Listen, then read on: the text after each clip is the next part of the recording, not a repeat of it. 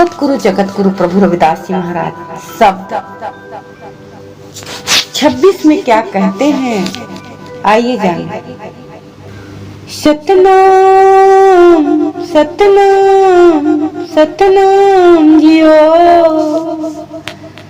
जल की भीति पवन कथामा, रगत बूंद का गारा, हार मांसना रे कुनारे को पिंजरा, पंख बसे बेचारा, प्राणी क्या मेरा क्या तेरा, जैसे तरवर पंख बसेरा, राखो कंधे सार हुनीवा, 3.5 हाथ तेरी सीमा, 3.5 हाथ तेरी सीमा, बाके बाल पाग सिर डेरी,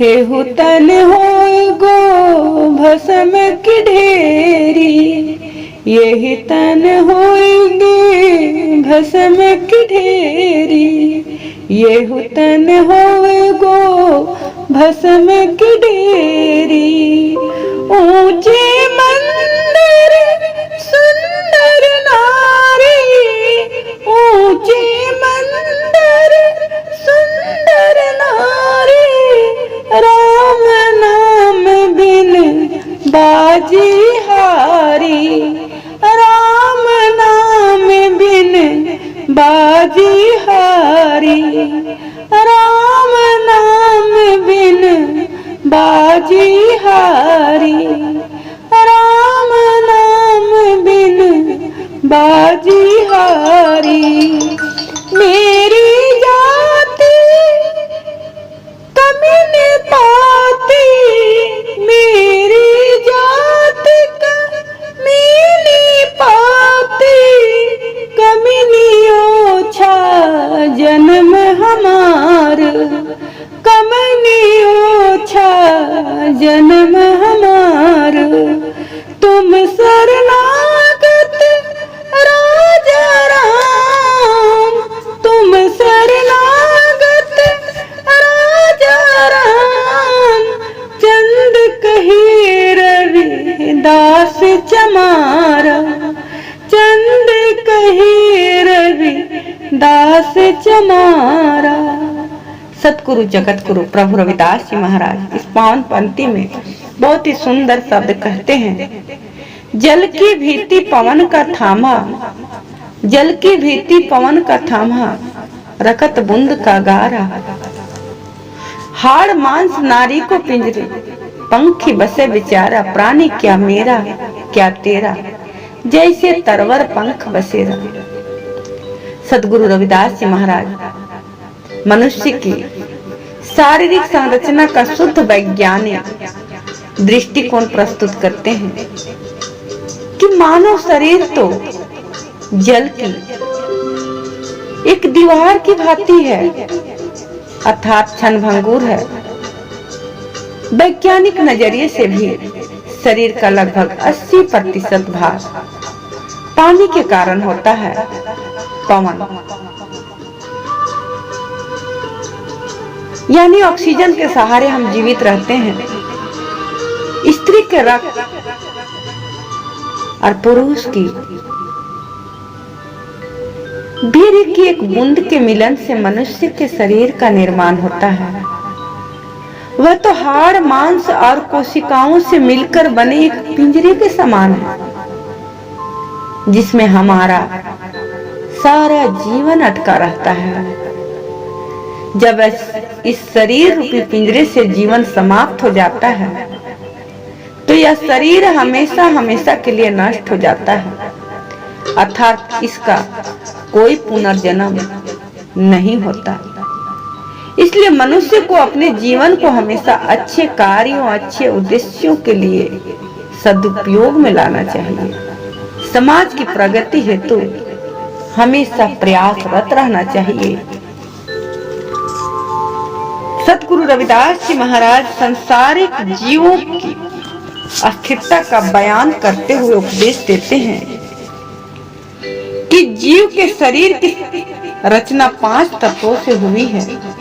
संसार में जीव का रहना वृक्ष के पक्षी की तरह है, इसीलिए सब जीव को भेदभाव से मुक्त होकर प्रभु का नाम सिमरन करना चाहिए। हे जीव,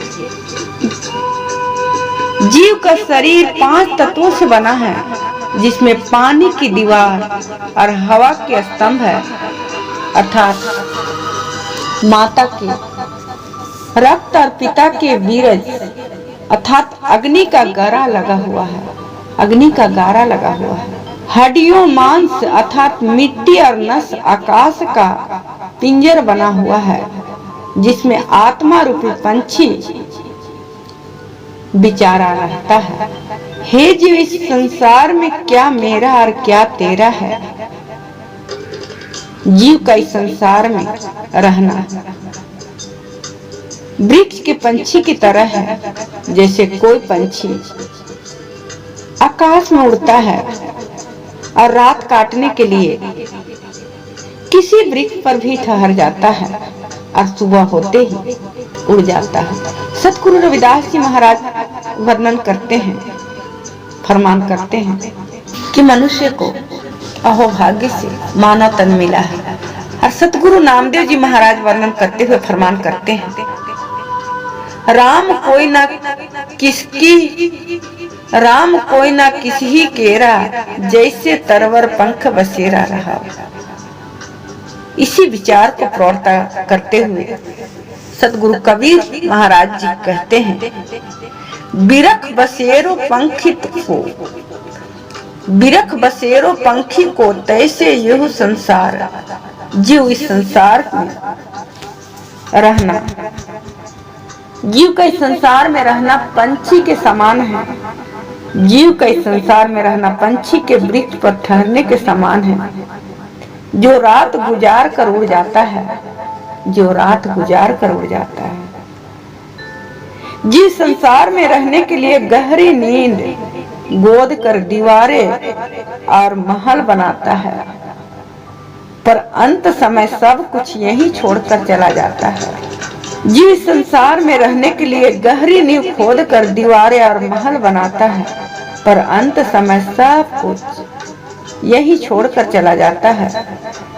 इस जीव के हिस्से में केवल 3.5 हाथ धरती आती है, जिस पर जीव का अंतिम संस्कार किया जाता है, जिस पर जीव का अंतिम संस्कार किया जाता है।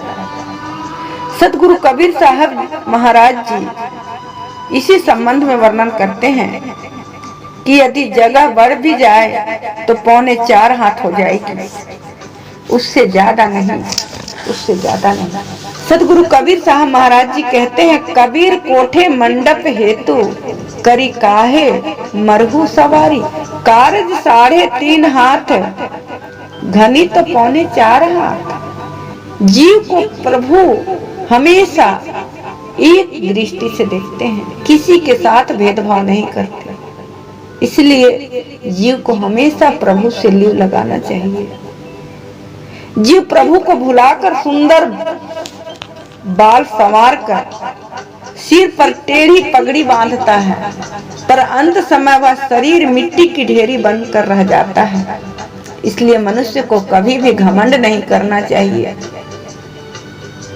मनुष्य को हमेशा अच्छे कर्म करते हुए अपने जीवन को जीना चाहिए।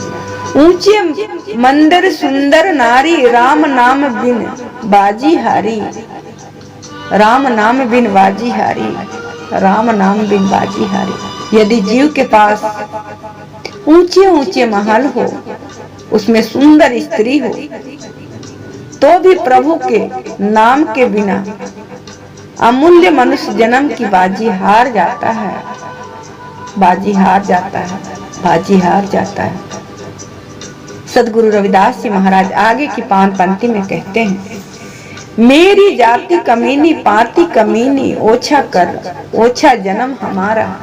तुम शरणागति राजा रामचंद्र कहे रविदास चमारा, कह रविदास चमारा। सदगुरु रविदास जी महाराज जीव का विकारों से साथ होने के कारण जो स्वभाव में परिवर्तन होता है, उसके लिए पावन उपदेश देते हुए फरमान करते हैं, कहते हैं जीव का विकारों से साथ होने के कारण स्वभाव संगत और जीव नीच बन जाता है।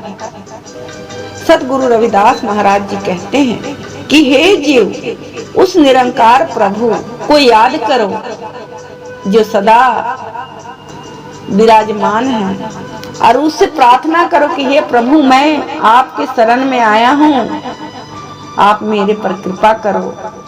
अब मुझसे कोई ऐसी वाणी, ऐसी गलत शब्द उच्चारण ना करवाओ जिससे किसी को तकलीफ हो। मेरे हाथों से कोई ऐसा काम ना कराओ जिससे किसी को तकलीफ हो। इसलिए हे जी, अपने जीवन में कभी घमंड मत करना और हमेशा सतगुरु रविदास जी महाराज के बताए हुए मार्ग पर चलकर अपने जीवन को व्यतीत करना। यही सतगुरु रविदास जी महाराज अपनी वाणी में कहते हैं। आदरणीय गुरु प्रेमियों, अभी आप रेणु किशोर राज जी, झारखंड, भारत की आवाज में सतगुरु रविदास जी महाराज की मुखारबिंद श्री अमृतवाणी में जल की भीति पवन का थामा, रखत बूंद का गारा, हाड़ मांस नारी को पिंजरे, पंछी बसा बेचारा का रसपान कर रहे थे। सभी श्रोताओं को रेणु किशोर राज जी, झारखंड, भारत की ओर से प्यार भरा जय गुरुदेव, धन गुरुदेव। आपका हर दिन शुभ हो। गुरु जी की पावन कृपा बनी रहे, बनी रहे, बनी रहे। जय गुरुदेव।